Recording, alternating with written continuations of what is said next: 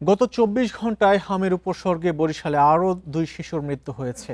হাম পরিস্থিতি নিয়ে জানবো, বরিশাল থেকে যুক্ত হচ্ছেন সহকর্মী আলামিন। আলামিন, আজও তো দুজনের মৃত্যুর খবর এলো, তো এখন পর্যন্ত বরিশালে হাম এবং হামের উপসর্গ নিয়ে কতজন মারা গেল, আর হাসপাতালে যারা ভর্তি আছেন তারা পর্যাপ্ত চিকিৎসা পাচ্ছে কিনা?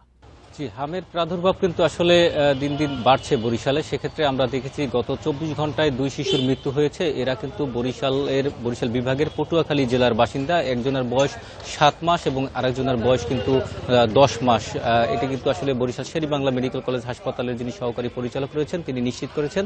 এবং যে বিষয়টি হচ্ছে, এই পর্যন্ত বরিশাল শের-ই-বাংলা মেডিকেল কলেজ হাসপাতাল বা বরিশাল বিভাগে যে চিত্রটি দেখা গেছে তাতে কিন্তু ৩১ জনের কিন্তু মৃত্যু হয়েছে। এই পর্যন্ত বরিশাল শের-ই-বাংলা মেডিকেল কলেজ হাসপাতালে কিন্তু ১৮ জনের মৃত্যু হলো। এই মৃত্যু চলতি যে ২ জনের মৃত্যু হলো সেইটি নিয়ে কিন্তু ১৮ জনের মৃত্যু হয়েছে। যে বিষয়টি হচ্ছে যে বরিশাল শের-ই-বাংলা মেডিকেল কলেজ হাসপাতাল এবং বরিশাল জেনারেল হাসপাতাল, আমি যে হাসপাতালটিতে রয়েছি বরিশাল জেনারেল হাসপাতাল, এখানে কিন্তু এখন পর্যন্ত ৩৭ জন রোগী কিন্তু এই হাসপাতালে ভর্তি রয়েছে। যারা ভর্তি রয়েছে তারা কিন্তু সবাই ১৮ বছরের উপরে হামে আক্রান্ত হয়ে ভর্তি হয়েছেন। এবং বরিশাল শের-ই-বাংলা মেডিকেল কলেজ হাসপাতালে যারা ভর্তি রয়েছেন তারা কিন্তু আসলে ১ থেকে একদম ৩ বছর পর্যন্ত শিশুরা কিন্তু আসলে আক্রান্ত হয়ে হাসপাতালে ভর্তি রয়েছেন। সেক্ষেত্রে বরিশাল শের-ই-বাংলা মেডিকেল কলেজের হাসপাতালে যে চিত্রটি রয়েছে সেখানে কিন্তু আসলে শয্যা সংকট দেখা দিয়েছে।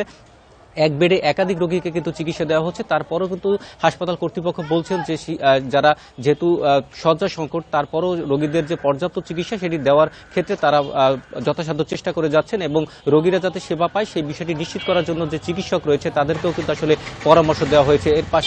এর পাশাপাশি যেটি দেখা গেছে বরিশাল জেনারেল হাসপাতালে, এখানে কিন্তু আসলে সাধারণ রোগীদের সাথেই কিন্তু যে ৩৭ জন ভর্তি আছে তাদেরকে কিন্তু এখানে চিকিৎসা দেওয়া হচ্ছে। সব মিলিয়ে কিন্তু আসলে বরিশালে হামের যে আক্রান্তের সংখ্যা অলরেডি কিন্তু ৪,০৫০ জনে দাঁড়িয়েছে। হামে আক্রান্ত রোগীর সংখ্যা বেড়ে চলছে। আলামিন, আপনাকে অনেক ধন্যবাদ আমাদের সাথে যুক্ত হওয়ার জন্য।